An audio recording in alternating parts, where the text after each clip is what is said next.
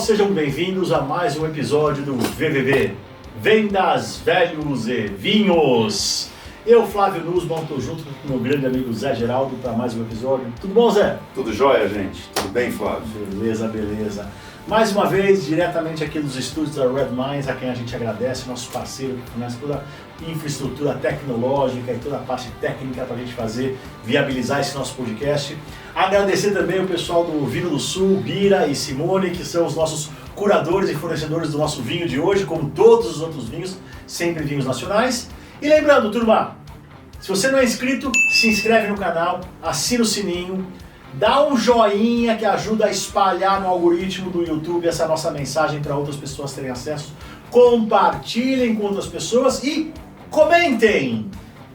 Afinal de contas, comentários sempre são super bem recebidos. Vindos, mesmo que sejam críticas. E se alguém quiser dar alguma sugestão de tema para a gente colocar aqui no nosso podcast, por favor, fiquem à vontade. Com isso dito, pessoal, vamos para o nosso tema de hoje, que é falar sobre a centralidade do cliente, ou como a gente fala em inglês, Customer Centricity. É estranho esse tema, Flávio. Na verdade não é o tema, é a frase, né? A palavra. Acho que vale a pena você entrar um pouco explicando exatamente o que é Customer Centricity. Pois é, e isso é super interessante, porque quando eu vou falar com um cliente, eu costumo fazer uma analogia que assim, de cada 100 clientes que eu falo, 101 me falam que tem o cliente como centro das atenções, porque a centralidade do cliente é isso, é ter o cliente como centro das atenções. Mas o maluco, Zé, é que assim, apesar de todo mundo dizer que o cliente é o centro das atenções, depois que eu faço meia dúzia de perguntas, eu descubro que 98, 99 não tem o cliente como centro das atenções. Tem o processo, tem o produto, tem qualquer coisa como uma coisa central e o cliente às vezes é um mero detalhe. Pra você ter uma ideia, Zé, eu já ouvi absurdos assim em reuniões com clientes dizendo o seguinte: nossa, se esse cliente não tivesse aí, seria muito mais fácil pra gente a vida. Ah, eu já ouvi também isso. Não, beleza? Já ouvi. E as pessoas simplesmente esquecem que quem paga a conta, a única razão da empresa existir é porque tem um cliente que está disposto a pagar a conta. E as pessoas esquecem que para você ter funcionários e pagar os funcionários, você precisa ter cliente. E cliente pagando em dia. Ajuda bastante. Sim, você tem funcionário. Agora, se você não quer um cliente, a chance de você não ter funcionário é grande. Aumenta significativamente. Exato. E de novo, né? Quando a gente de fato tem uma empresa que tem um cliente como centro da atenção, isso significa que todas as áreas da empresa têm que olhar para a experiência que o cliente quer ter e a experiência que a gente está entregando. Eu gosto sempre de trazer um exemplo. Existem vários exemplos que a gente pode fazer, mas outro dia eu me deparei, eu até tirei foto, eu uso em alguns treinamentos que eu faço, Zé. Outro dia eu estava andando numa loja da Tok Stock, imagino que a maioria das pessoas que estejam aqui nos ouvindo conhecem a Tok Stock. Ouvindo e vendo. Exato, ouvindo e vendo, boa. E eu me deparei com uma cena que eu achei bastante interessante, que eu vi um canto ali da loja, uma parede pintada de preta com um cartaz, e tinham cestas de duas cores, cestas verdes e cestas pretas. E aí estava escrito ali no cartaz: verde, quero ser atendido; preto, quero fazer as compras sozinho. E é sensacional, para mim, esse caso para mim é sensacional. Porque o que a Tok Stock fez? Primeiro ela fez uma coisa fundamental, que é o praticar a empatia. O que é praticar a empatia? É se colocar no lugar do cliente e entender o que o cliente quer ter. E eles, ao praticar a empatia, devem ter percebido que tinha uma parte significativa dos clientes que adoravam ser ajudados na hora de fazer compras. Mas, por outro lado, devia ter uma parte significativa dos clientes que detestavam alguém enchendo o saco na hora de fazer as compras. E a partir daí resolveram entregar para o cliente a cesta verde para quem quer ser ajudado e a cesta preta para quem quer fazer a compra sozinho. Provavelmente isso veio de pesquisa de satisfação. Provavelmente. Ou de satisfação ou qualquer outro tipo de pesquisa. Mas imagina o seguinte, Zé. Imagina a seguinte situação. Você entra na Tok Stock, pega a cesta preta, que é a cesta que você não quer ninguém te enchendo o saco, e vem um vendedor te abordar. No mínimo você vai falar para ele: você não foi treinado, ô senhor? E se você for um pouquinho mais nervoso, você vai dar uma cestada na cabeça daquele vendedor. Ou seja, para que o cliente consiga ter a experiência que ele quer ter, eu preciso que todos na empresa estejam envolvidos com a experiência. Inclusive o vendedor sabe: opa, pegou a cesta preta, não vou me envolver a não ser que me chame. Ou seja, o que eu estou querendo mostrar, quando a gente fala nessa questão da centralidade do cliente, Zé, e aí daqui a pouco a gente pode trazer alguns exemplos da vida real, é que se você não tiver todo mundo na empresa comprometido com aquilo, não vai ser entregue. Por isso que as empresas falam que tem, mas quando você vai ver na prática, cada um está preocupado com o seu. Você sabe que isso, claro, depende de políticas, depende de processos, mas no final depende de pessoas. Pessoas e capacitação, né? Pessoas, capacitação, e tem gente que é empático, mas tem gente que não é empático. Exato. Então você tem que tentar transformar um cara em não empático em empático ou trocá-lo, né? Às vezes é muito mais fácil trocar até. Eu vou te falar uma coisa que acontece na minha empresa. Nós temos grupos de WhatsApp com os clientes, né? Eu vendo serviço, então a gente sempre está em comunicação com clientes. E eu tenho meio um mantra, eu estou em todos os grupos, não deveria estar, mas eu estou, porque eu sou chato. Se um cliente faz uma colocação com uma dúvida ou alguma coisa, em 5 minutos ninguém respondeu, eu respondo. Eu respondo e vou falar com o atendimento por que não respondeu. Claro. Ah, você é maluco, você é louco e tal. E o que eu falo para a pessoa? Se coloque no lugar do cliente. Exato. O cliente comprou um serviço. Ele não está comprando uma jarra, está na frente dele, ele consegue ver o valor da jarra todo dia. Ele comprou um serviço. E esse serviço é feito por nós, sem a presença dele. Como ele sabe que eu estou trabalhando? Ele não sabe, ele acredita, ele crê. Se ele manda uma mensagem e ninguém responde em 5, 10, 15 minutos... A não ser que ele mande às 3 horas da manhã, numa quarta-feira, né? Exato, mas aí ele não está esperando que ninguém responda. Exatamente.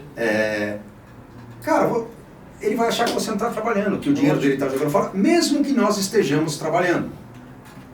Essa é a sensação que vai dar. Então eu tenho que me colocar no lugar do cara, entender isso, e eu não preciso resolver naquele momento, é só responder.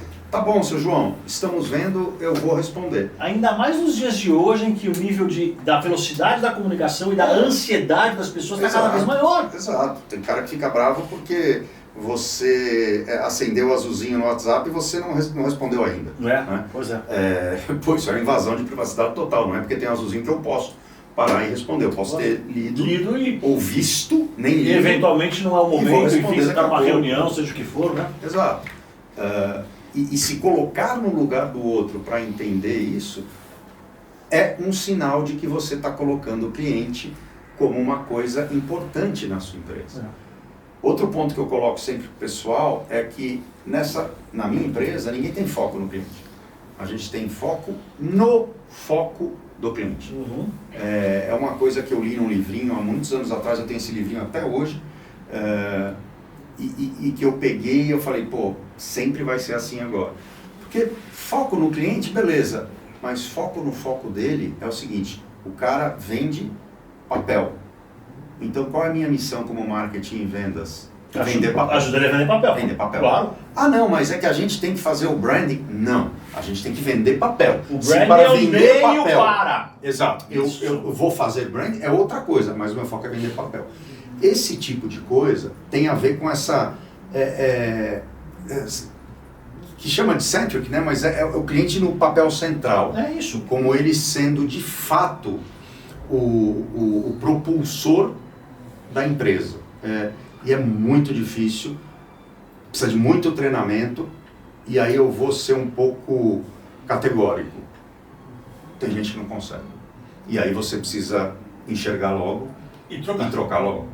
Pois é, porque no final das contas, né, isso passa, pegando o teu gancho aí da venda do papel, né, passa pela experiência que esse teu cliente que vende papel, que você vai ajudar a vender papel, quer ter. E aí vai muito no alinhamento de expectativa. Então quando você se coloca como uma empresa de serviço que vai ajudar ele a aumentar as vendas dele, e ele está precisando, porque todo mundo que eu conheço quer aumentar as vendas, via de regra, salvo raríssimas exceções, e você sabe como vende é um negócio, entre aspas, estressante, porque a vida do vendedor não é uma vida muito fácil, né? Porque todo mês você tem que buscar uma meta, aí você bateu a meta no mês, comemora no dia 31, no dia 1º tua meta começou de zero de novo. É isso aí. Então, existe uma pressão muito grande no dia a dia de uma equipe de vendas, de um vendedor, de um gestor de vendas, por consequência em qualquer empresa que está precisando aumentar suas vendas. Então, a gente tem que entender isso no cliente, praticar a empatia, se colocar no lugar dele, de fato vestir o sapato dele, para poder entregar aquilo que realmente que ele espera que a gente faça. E isso dá muito fruto. Dá muito fruto. Vou dar outro exemplo. Isso, olha gente, isso aqui aconteceu ontem, tá? Então é fresco. Eu tenho um cliente que já não é mais só cliente, ele é amigo, né? Virou amigo, que é o Rubens. Se estiver assistindo a gente, Rubens, vou contar da nossa história. Mas o Rubens era um cliente meu numa empresa X, eu não vou fazer propaganda. E a gente trabalhava muito em parceria, né? Às vezes ele falava para mim, cara, eu tô com pressão aqui da diretoria, me ajuda nisso, me ajuda naquilo e tal. E a gente ajudava, ia lá e tal. Chegando ao limite até dele me ligar às 10 horas da noite, eu estar numa viagem internacional, eu atender o telefone, não porque eu tinha obrigação de atender o Rubens, porque eu sabia que para ele me ligar às 10 horas da noite, sabendo que eu estou viajando, aconteceu alguma coisa, alguma merda que eu tenho que ajudar. E a gente sempre teve esse relacionamento. E eu sempre ajudando ele. Ele saiu da empresa, foi para outra empresa. Eu parei de trabalhar com o cliente, com o CNPJ, e ontem ele me ligou.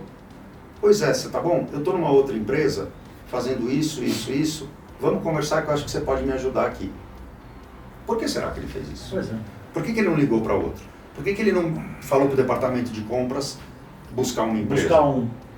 Porque ele sabe que eu entendo quando dói o dedo dele, quando o sapato aperta. Então, todo mundo quer ter um fornecedor ou um parceiro de negócio que sabe quando o seu calo aperta. Sabe uma coisa que eu faço com muita frequência, pegando esse mesmo gancho, nessa mesma linha que você está falando? Sempre que eu estou falando com um cliente meu, na minha empresa de consultoria, eu sempre falo nós. Eu não falo vocês. Ou seja, eu me coloco como partícipe do negócio, vestindo a camisa. Claro que eu não visto a camisa da empresa 24 horas por dia, 7 dias por semana, porque eu tenho vários clientes. Mas no momento que eu estou naquele cliente... Ele está pagando para você, aliás, né? Eu sou um funcionário, sim, daquela empresa. Eu sou um colaborador que está lá para ajudar a desenvolver e superar os desafios necessários. E eu vou te dizer uma coisa. Os clientes reagem extremamente bem quando eu sempre uso essa minha forma de agir, que nós aqui na nossa empresa, o nosso problema, contem comigo. E às vezes acontece exatamente isso. Eu já cansei de receber ligação de cliente, e-mail muito menos hoje em dia, mas ligação e WhatsApp, em dias e horários os mais, entre aspas, estranhos, né? À noite, final de semana, não sei o que lá.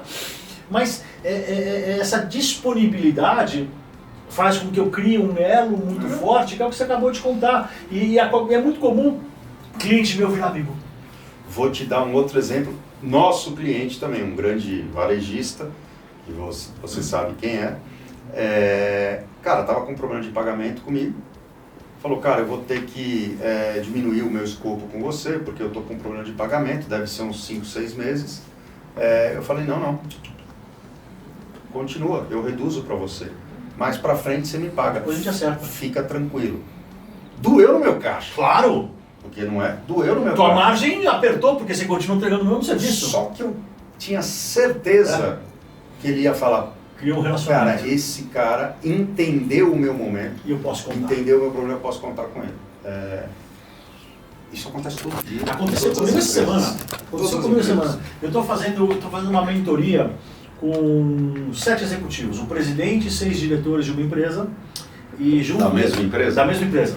Todos os diretores, mais o presidente, estão fazendo mentoria comigo. São loucos, né? Tem louco para tudo nesse mundo. Até todo mundo com vocês, os caras vão quebrar a empresa. Mas pois é. E junto disso, junto dessa mentoria, a gente ainda desenvolveu um PDL, o Programa de Desenvolvimento da Liderança, que a Cláudia, minha sócia, e eu, a gente está entregando. Majoritariamente ela está entregando, uma outra coisa sou eu que estou entregando para essa empresa. E assim, a gente chegou nessa empresa porque a diretora de RH, já foi minha cliente no passado, já conhecia também a Cláudia, gosta muito do nosso trabalho e nos recomendou lá. E ela me procurou essa semana, falou, Flávia, a gente está precisando fazer uma revisão do programa estratégico, ela sabe que eu tenho expertise nisso aí também, eu queria contar com você. Só que eu tenho um problema, eu estou sem orçamento esse ano, porque eles não tinham previsto esse orçamento, uma empresa um pouco maior, tem um orçamento um pouco mais, digamos assim, entre aspas, engessado. Um problema mais burocrático do que de dinheiro. Exatamente, muito mais burocrático do que dinheiro, muito mais. E aí eu cheguei para ela e falei, não tem problema, quanto você tem para me pagar? Ela falou, desculpa, Minto, ela falou, me faz uma proposta. Eu fiz a proposta, aí eu mandei a proposta para ela, ela me respondeu e falou, Flávio, olha, eu estou sem orçamento, eu acho que eu não consigo te pagar isso aí. Eu falei, não tem problema, quanto você tem para pagar? Não, mas você fala, eu vou cobrar o quanto você tiver para me pagar. em nome do nosso relacionamento, em nome do agradecimento que nós temos por você ter colocado em risco o seu nome para trazer a gente aqui para dentro. E claro, aparentemente o trabalho está sendo bem feito, está todo mundo satisfeito, não sei o que lá, mas conta comigo. Conta comigo, lá na frente, depois, se for o caso, a gente ajusta, a gente vê como... Não se preocupa, porque na hora que você faz isso, de novo, você se coloca no lugar do cliente, você cria empatia, você mostra que você é um parceiro confiável. E aí você constrói relações de longo prazo. No meu mercado tem um tal de fora do escopo no escopo, fora do escopo no escopo. Eu adoro fazer coisa que não está no escopo. Todo mundo fica puto comigo na empresa. Pô, mas não está no escopo. Ajuda o cara. Depois, no final do contrato, você senta com ele e fala, fiz isso, fiz aquilo, tal. Sempre você vai ganhar um pouco por fazer a mais. Agora, você vai perder muito se você fizer a menos. Eu vou falar para você uma técnica que eu conheço, que eu aplico muito, mas antes disso, vamos para o escopo do vinho. Vamos para o escopo do vinho. Eu ia justamente falar isso. Antes de eu falar essa técnica, eu ia sugerir da gente ir para o escopo do vinho. Então, enquanto o Zé vai abrindo o vinho, vamos ver se hoje ele não passa vergonha com o meu Le Creuset. Sangiovese. Sangiovese, casta italiana, uma uva sensacional. Essa vinícola é uma vinícola chamada Cristofori, uma vinícola super bacana, lá do Vale dos Vinhedos também. Eu, inclusive, tive uma oportunidade no ano, Zé, eu acho que eu te contei isso, eu fui com a minha mulher e mais algumas pessoas fazer a pisa na uva na Cristofori. Então foi um evento super legal, um final de tarde, a gente subiu no trator, fomos na carreta do trator até os vinhedos deles que ficam no topo de um morro, e ali a gente não só visitou os vinhedos, como a gente fez a pisa da uva, e aí tinha sanfoneiro tocando músicas típicas italianas, fizemos um jantar ali numa fogueira, foi um negócio... Eu falei que o Zé ia se atrapalhar. Não, Meu Deus do céu, como eu passo vergonha! Tá com tampinha de cera, Isso mas não é aí eu tampinha, furo a tampa. é cera, é o invólucro de cera. Mas você nunca abriu um vinho que não põe tanto saca-rolhas, Zé, você já sabe, já te ensinei isso. Zé, Para de ser chato, bicho chato. Bom, mas vamos lá. Então, voltando. Tá sendo aberto. Voltando aqui para a minha história, a gente foi lá na Cristofori fazer a pisa das uvas, foi um jantar, foi uma noite sensacional. Mas enfim, esse é um vinho da Cristofori, uma vinícola maravilhosa, 2024, um vinho relativamente jovem. Eu não conheço essa vinícola. É uma das que está na minha lista para eu conhecer a próxima vez que eu for lá para Vale a pena, Zé, vale a pena. Para Bento. Eu diria, inclusive, que é um 2024, é um vinho que a gente está abrindo ele muito cedo, viu, Zé? Porque o Sangiovese, via de regra, é um vinho que dá uma guarda boa à uva. Tanto é que os Bruneros de Montalcino são feitos de Sangiovese, você conhece tão bem ou melhor do que os Bruneros. Mas esse aqui é um 100% nacional, das Serras Gaúchas, lá dos vinhedos da Cristofori. É um vinho que tem um álcool para padrões brasileiros e mundiais relativamente baixo, 12,5%. É pouco mesmo. É pouco, hoje em dia você vê vinho de 13%, 14% de álcool é muito mais comum. O que mostra que provavelmente esse vinho não foi adicionado, por exemplo, goma arábica, que muitos colocam para trazer mais açúcar e com isso aumentar o álcool do vinho, enfim. Vai parecer que eu sou babaca falando, mas cor de Sangiovese. Cor de Sangiovese. E isso acho que isso aqui é uma curiosidade interessante que está aqui na ficha técnica que eu queria complementar. Está escrito aqui, ó, Sangiovese, cujo nome provém do latim Jovis Sanguis, que é sangue de Júpiter.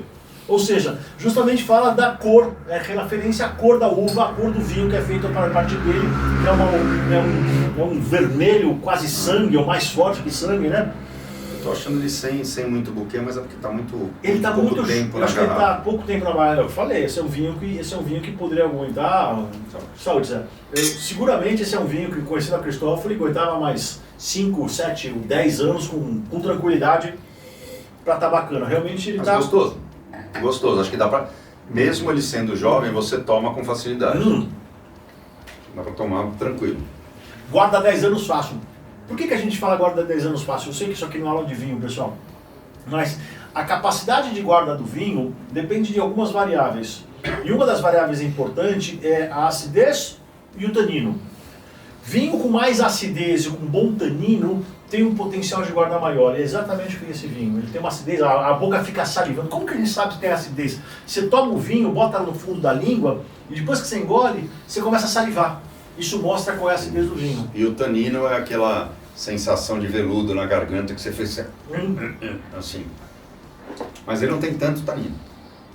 Ah, mas tem um bom tanino, se pega bem aqui em cima do lábio. Tem um tanino bom, não é ultra forte, mas vinho que pode guardar mais uns 5 anos e com certeza vai ficar melhor. Muito bom. Bira, Simone, mais uma vez, Acertaram uma mosca, obrigado, Vinho do Sul. Quem quiser comprar vinhos da Vinho do Sul, nós deixamos na descrição o link com o WhatsApp do Bira, então fiquem à vontade. Mais uma vez, obrigado, pessoal. Mas vamos voltar aqui para a nossa centralidade do cliente. E eu fiquei de contar uma técnica para vocês, que eu vou falar em cima desse gancho que você falou. Inclusive está no meu livro, tá?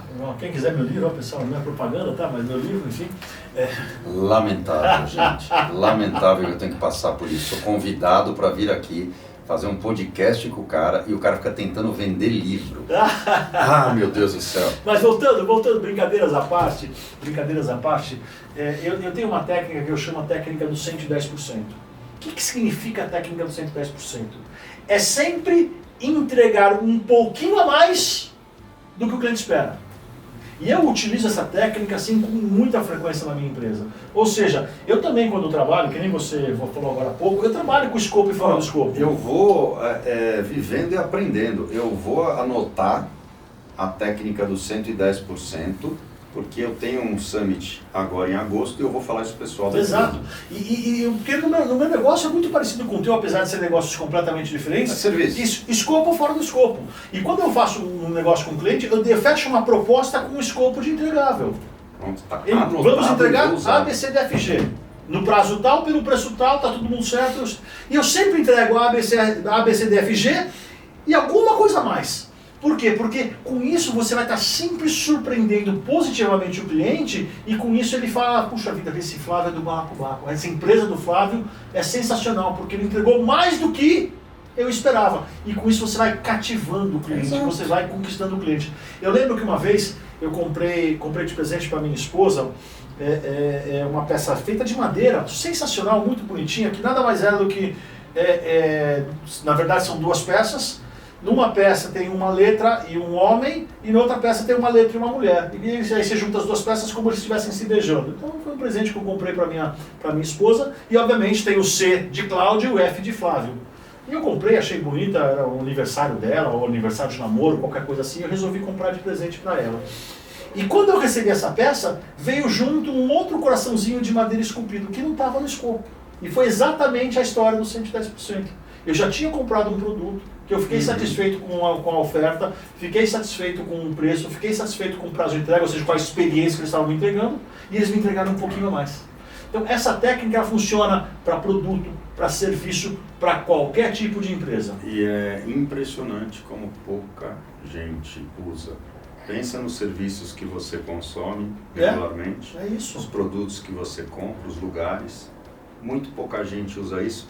Isso tem um poder. Isso que eu falei, isso mostra uma oportunidade gigantesca para todo mundo. Porque como quase ninguém faz, quem fizer, se destaca. Exatamente. Tá bom o vinho, gente. Tá abrindo. Exatamente. E é assim, tudo que você faz por um cliente nunca é em vão. Exato. Nunca é em vão. Se você está entregando mais, se você está sendo mais atencioso, se você está entendendo o problema do cliente, se você entendeu que aquele dia ele está nervoso, você tem que recuar um pouco, nunca vai ser em vão. Isso sempre vai contribuir para o sucesso profissional da empresa que você está e o seu sucesso profissional. Mas, de novo, para você fazer isso, você tem que praticar empatia. Vamos pegar teu exemplo. Pega um cliente lá, liga na tua empresa, liga na minha empresa, o cara aos berros, gritando. E veja bem, eu não estou justificando ninguém ser mal educado com ninguém. Não estou aqui justificando. Porque eu, inclusive, já fui duro com um cliente que foi extremamente mal educado, deselegante. Eu tive que ser duro. Exato. Eu é que não quis mais ele como cliente. Mas, por outro lado, você pega um cliente que liga ali, que está extremamente nervoso, você, de novo, se colocar no lugar do cliente, tentar entender porque ele ninguém fica nervoso de bobeira. Não, ninguém fica feliz de ficar nervoso. Eu estou nervoso porque eu acordei com vontade de ficar nervoso. Alguma coisa aconteceu ao longo daquela jornada que pode ter a ver com o teu produto, teu serviço ou não. Porque às vezes ele está nervoso porque ele teve um outro problema que não tem nada a ver com o trabalho, mas que vai explodir na gente. É isso. Ou ele vai eventualmente, entre aspas, descontar na gente. Então, de novo, o praticar a empatia e entender isso, e eu não estou justificando o cliente eventualmente gritar e ser mal educado, mas você pode até falar, olha Zé, eu entendo o seu nervosismo, eu só peço para que você, por favor, modere o seu tom para que a gente possa ter uma conversa, mas eu estou aqui para te ajudar. É isso mesmo. Vamos conversar que eu vou te ajudar. De novo, é o praticar a empatia, se colocar no lugar do cliente. É absolutamente fundamental. E nessa hora eu acho que as empresas cometem muitos erros. As pessoas cometem muitos erros. E por quê? Porque é como a gente falou, todas as empresas têm seres humanos e seres humanos acabam dando defeito. E é difícil você conscientizar seres humanos que não têm a empatia como um valor desde a infância. É difícil essas pessoas se transformarem, né? E é um problema, mas eu acho que a gente tem que ver como oportunidade, claro. Porque é uma baita oportunidade para você poder se destacar frente a qualquer outro. É realmente fazer um pouco mais. Eu costumo dizer, quando eu ministro um curso que eu falo sobre o tema empatia, e mexe eu faço apresentação ou ministro cursos falando sobre esse assunto, tem uma imagem que eu gosto muito, que para mim fica muito claro sobre o erro das pessoas das empresas ao praticar empatia. E é uma imagem super simples. É a imagem de um bebezinho deitado no berço e duas pessoas olhando de lado esse berço e o móvel do berço dizendo: eu adorei, eu amei a experiência que você está entregando. Só que a outra parte da imagem é a perspectiva do bebê olhando o móvel. Por quê? Porque na perspectiva das pessoas olhando, o móvel está lindo, está vendo um monte de bichinhos. Só que na perspectiva de bebê, ele está vendo só a bunda dos bichinhos. Ou seja, eu gosto muito dessa imagem porque esse é um erro muito comum. A gente às vezes de fato não se coloca como se o bebezinho estivesse deitado no berço para ver qual é a perspectiva de fato do bebê com aquela experiência do móvel. E a gente vê de lado achando que está lindo, mas na perspectiva do cliente não está tão lindo assim. Então eu acho isso super importante. Isso é uma dica para a vida, sabe? Claro. Porque quando a gente começa a se colocar no lugar do outro, não só profissionalmente, a nossa vida fica mais agradável. A gente começa a perceber que as pessoas começam a ficar mais legais com a gente. Olha só que coisa. Pois é. É impressionante mesmo. É impressionante. É quase um milagre. É quase um milagre, né? Pois é. Então, tudo isso gira em torno daquilo que a gente está falando, né, Zé? Que é a centralidade do cliente. Então, a gente está chegando aqui no final do nosso tempo, mas eu queria talvez fazer um amarrado de tudo quando a gente dessa nossa conversa sobre esse tema tão importante e tão negligenciado pela maioria das empresas, né? Que, de novo, centralidade do cliente é de fato a gente garantir que todo mundo na empresa esteja comprometido com aquilo que a empresa tem que entregar e a experiência tem que entregar para o cliente. Inclusive tem uma história sensacional que algumas pessoas talvez tenham visto. Tem um filme que fez muito sucesso há alguns anos, que é o filme Apollo, que conta a história do foguete, da primeiro homem na Lua, né? E tem uma cena do filme que o presidente americano vai lá no centro da NASA, que estão fazendo todos os preparativos para botar o homem na Lua, e o presidente entra lá e tem a senhorinha que cuida da limpeza. E aí ele pergunta: o que a senhora faz aqui? Ela fala: eu ajudo o homem para a Lua. Como que ela ajuda? Limpando os banheiros, deixando tudo arrumadinho, porque para estar com o banheiro bonitinho, tudo arrumadinho, permite que os cientistas consigam fazer o seu trabalho. Então, isso é a centralidade do cliente. Ou seja, está todo mundo comprometido com o mesmo objetivo, mesma missão, mesmo propósito de entregar aquilo para o cliente deles, que no caso deles era botar lá o homem na Lua, como o Kennedy tinha prometido quando ele foi eleito e fez todo esse processo, né? Então eu acho que essa é a mensagem central, essa é a mensagem final que eu acho que eu gostaria de deixar. Não sei se você quer deixar uma mensagem. Na verdade, eu queria falar uma coisa que me perguntaram outro dia. Vocês falam, você e o Flávio ficam falando de vendas, tal, um monte de coisa. Você faz tudo que vocês falam lá no podcast? E a resposta é: claro que não. Por quê? Porque nós somos seres humanos, nós erramos, nós esquecemos, depois você fica mais velho, você esquece mais. Casa de ferreiro, espeta de pau. Mas o que é legal desse podcast é que eu me lembro de coisas que eu talvez não esteja fazendo. E deveria fazer. E eu vou e corrijo. Exato. Então assim, vocês fazem tudo igual, vocês falam? Não fazemos. Mas não fazemos porque nós somos humanos. Então a gente erra. Ou a gente esquece. Você erra, eu sou perfeito, você sabe. Principalmente na parte capilar é uma perfeição. Sou perfeito. É que eu não quero humilhar ninguém, por isso que eu corto, entendeu? Eu não quero humilhar ninguém, entendeu? Entendi. Entendeu? Vocês sabem que ele fez figurante na família Adams, né? O tio Chico. Né? Eu não vou falar quem você é na família Adams, que vai ficar ruim na tropeço. Tá certo. Mas é isso, eu queria falar isso para vocês porque não se cobrem também loucamente de não, eu tenho que seguir isso, tenho que fazer aquilo. Vai seguindo, vai fazendo, com o tempo as coisas vão ficando mais fáceis e tudo, e todo mundo erra. É interessante porque o Zé e eu, a gente vem junto aqui para Red Minds, onde a gente briga por final. Obrigado, Red Minds. pelos estúdios que a gente utiliza aqui para fazer nossas gravações. A gente sempre vem juntos, a gente vem batendo papo, né? E o Zé justamente estava falando no carro, eu estava dirigindo, ele estava falando no carro para mim. Pô, eu estava assistindo o nosso podcast XYZ aqui e eu me dei conta que eu falei, você e eu falamos um monte de coisa que eu não estou fazendo. Ou seja, exatamente isso que ele acabou de falar, né? Realmente, o ditado da Casa Ferreira Espeta de Pau é verdadeiro, mas, de novo, nos ajuda a lembrar que a gente precisa evoluir. Exatamente, sempre precisa. Sempre Fantástico. precisa. A pessoa que não quer evoluir morreu. Exatamente. É isso aí. Bom, pessoal, então, mais uma vez, quem ainda não é inscrito no canal, se inscreve, ativa o sininho, dá um joinha pra gente que vai ajudar a espalhar essa mensagem para todo mundo.